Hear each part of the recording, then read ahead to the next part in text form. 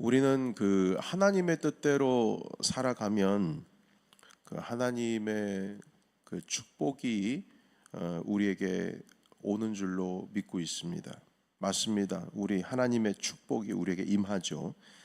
자, 그러나 그 축복이라고 하는 것이 우리가 기대했던 것과는 조금 다른 형태로 우리에게 임할 때가 있습니다. 우리가 기대했던 어떤 물질의 축복이나 건강의 축복이나 명예로운 어떤 이런 축복이 우리에게 임하기를 구하고 있지만, 기대하고 있지만, 사실은 이 축복의 본질 자체는 우리가 기대했던 것과는 전혀 다른 형태로 다가올 때도 있습니다. 믿음의 선조들을 보면 믿음으로 살아가면 살아갈수록 그들이 지나갔던 축복의 형태들이 대부분 고난의 형태로 다가올 때가 있습니다.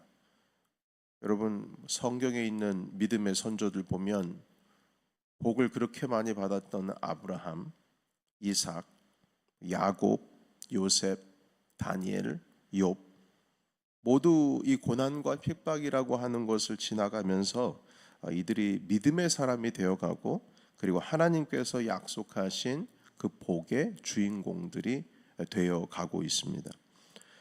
문제는 우리가 하나님의 말씀대로 살아가면 반드시 우리가 기대하는 그런 형태의 축복만 우리에게 주어진다고 믿기 때문에 그게 문제가 되는 겁니다. 내가 기대했던 그 축복, 그것만이 나에게 있어서 축복이라고 생각하니까 문제겠죠. 오늘 말씀 보시게 되면 이 박해라고 하는 것, 이 단어가 그 고난이라고 하는 단어와 함께 이제 여러 번 등장을 하게 되는데요. 우리 11절에 있는 말씀에 보면 우리 같이 한번 읽어볼까요? 11절, 12절도 같이 읽겠습니다. 시작. 박해를 받음과 고난과 또한 안디옥과 이고니온과 르스트라에서 당한 일과 어떠한 박해를 받은 것을 내가 과연 보고 알았거니와 주께서 이 모든 것 가운데서 나를 건지셨느니라. 무릇 그리스도 예수 안에서 경건하게 살고자 하는 자는 박해를 받으리라. 아멘. 이 두 개 구절에서 박해라는 단어가 이제 세 번 등장을 하게 되는데요.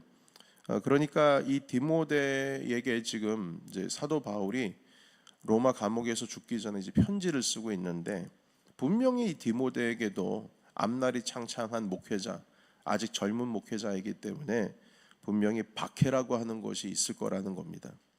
박해, 이거 피할 수가 없다. 경건하게 살고자 하는 자는 박해를 받으리라. 주의 말씀대로 살고자 하는 자는 박해를 받으리라. 그러면 어떻게 해야 할까? 그 박해가 왔을 때 어떻게 해야 되는가? 이것이 오늘 바울이 디모데에게 가르쳐 주는 겁니다. 11절에 다시금 보시게 되면 안디옥, 이고니온, 루스드라에서 받은 박해와 고난을 디모데가 이미 봤다, 알고 있다고 말씀합니다. 특별히 사도행전 이제 14장, 거기서 이제 16장까지 이르는 그 내용을 보시게 되면 사도 바울이 이제 복음을 전하다가 박해를 피해서 루스드라로 왔는데, 이고니온에서 복음 전하다가요 루스드라로 왔어요. 근데 이고니온에서 바울을 잡으려고 했던 사람들이 이 루스드라까지 쫓아온 거예요. 그러니까 얼마나 열정적으로 사도 바울을 박해를 하고 있습니까? 그리고 바울은 결국 이제 루스드라에서 엄청 돌에 맞았습니다. 돌에 맞았는데 거의 죽다가 살아났어요. 사람들이 바울이 죽은 줄 알고 성 밖으로 내어 던졌거든요. 죽은 줄 알고. 그러니까 시체니까 쓰레기장에 이제 버린 겁니다. 이 모든 내용을 디모데가 압니다. 그 루스드라에서 죽을 뻔한 그 몸을 이끌고 다시 루스드라로 정신 차리고 들어가서 복음을 전하고 있는 이 바울의 모습을 디모데가 본 겁니다. 그러니까 디모데는 어떻게 하면 박해를 받는지 눈으로 똑똑히 본 사람이에요. 그러니까 어떻게 하면 박해를 받는지, 사도 바울처럼 하면 박해를 받는 거예요. 어떻게 하면 고난을 당하는지 바울의 모습을 보고 이미 안 사람입니다. 그럼 박해 안 받으려면 어떻게 하면 돼요? 사도 바울처럼 안 하면 되는 거예요. 근데 어쩔 수 없잖아요. 사도 바울은 말씀의 사람이고 복음을 전하는 사람이고 복음대로 사는 사람인데 어떻게 사도 바울처럼 안 할 수가 있어요? 그러니까 이 디모데는 말씀으로 살아가면 박해를 받는구나. 말씀으로 살아가면 경건한 사람이면 경건한 사람일수록 고난이라고 하는 것이 오는구나. 이걸 이미 알고 있어요. 이미 알고 있습니다. 말씀대로 살면, 경건하게 살면, 복음대로 살면 이런 일이 일어나는 겁니다. 그러면 이걸 어떻게 이길 것인가? 어떻게 이길 것인가? 이제 바울이 그 이후에 12절 이후에 이제 설명을 하고 있습니다. 여러분, 그 이열치열이라는 말 아시죠? 열은 열로 다스린다. 열은 열로 다스린다. 이열치열. 비슷합니다. 말씀대로 살다가 복음대로 살다가 고난을 당하면 핍박을 당하면 이걸 어떻게 이기는가? 이럴 때일수록 더 말씀 의지하고 더 복음 의지하면서 살라는 것이 바울의 대답입니다. 아니 말씀대로 살면 핍박을 당하는데 말씀대로 살면 경건하게 살면 고난을 당하는데 그럼 이걸 어떻게 피해갑니까? 어떻게 넘어갑니까? 어떻게 이길 수 있습니까? 더 말씀대로 사십시오.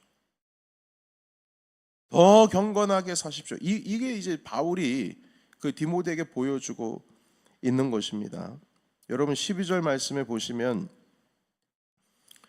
예수 안에서 말씀대로 경건하게 살고자 하면은 박해를 받으니까 이럴 때일수록 어떻게 해야 되느냐. 여러분 14절에 있는 말씀 읽겠습니다. 14절. 자, 시작. 그러나 너는 배우고 확신한 일에 거하라. 너는 네가 누구에게서 배운 것을 알며. 아멘.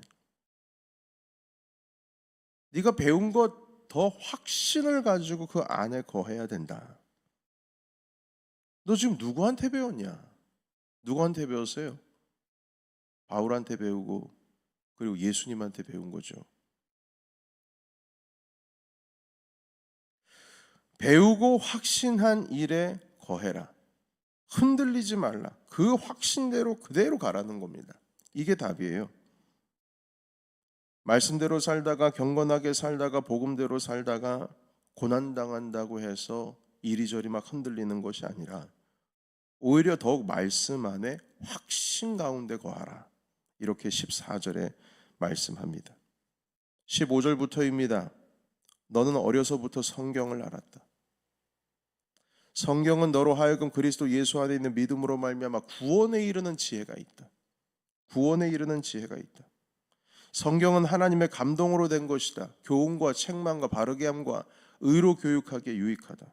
하나님의 사람으로 온전하게 하고 선한 일을 감당할 수 있도록 행할 수 있는 능력을 갖추게 한다. 그러니 내가 너에게 가르쳐 주신 이 성경을 확신 가운데 거하라. 여러분 14절 다시. 배우고 확신한 일에 거하라. 흔들리지 말고 오히려 박해를 받을수록 고난을 당하면 당할수록 네가 배우고 확신한 그 일에 계속 keep going 해라. 말씀하고 있습니다. 여러분 이것이 박해와 핍박을 이기는 힘이 됩니다. 사랑하는 성도 여러분, 어느 누구나 강하게 공격을 당하면 움츠러들게 되어 있습니다. 사단이 그렇게 으르렁거리면서 포효하는 사자처럼 삼킬 자를 찾고 있습니다. 그러나 복음으로 살아가는 사람들은 움츠러들면 안 됩니다. 분명히 공격이 들어오면 움츠러들죠 일단. 그러나 움츠러들면 안 됩니다. 사단이 공격을 할 때는 결코 움츠러들면 안 됩니다. 오히려 더 말씀대로 살아가야 됩니다. 복음 붙들고 살아가야죠. 그것이 이기는 법입니다. 우리는 움츠러드는 습관에서 벗어나서 오히려 담대하게 서야 합니다. 그리스도 예수께서 말씀하셨어요. 내가 세상을 이겼노니 너희는 담대하라. 내가 세상을 이겼으니 너희는 담대하라. 그래서 우리가 이기며 살기 위해선 더 말씀 가운데 굳건하게 흔들리지 않고 서야 합니다. 어젯밤에 바람이 많이 불었죠. 돌풍 9시부터 시작해서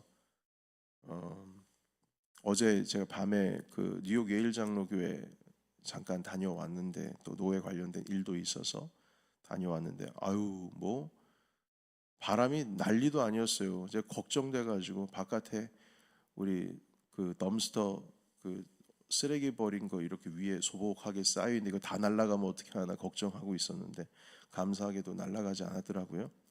오니까 오는 과정 가운데 뭐 잔가지들이 다 떨어져 있는 거예요. 바닥에 널브러져 있고 이 그 동네 안으로 들어오니까 뭐 여기저기에서 가지가 떨어져 있는 게 보이더라고요. 여러분, 그 잔가지들이요, 왜 떨어졌을까요? 바람이 부니까 떨어졌겠죠. 바람이 부니까. 그런데 왜 떨어졌을까? 조금 더 쉽게 말하면 너무 새삼스레 말하나요?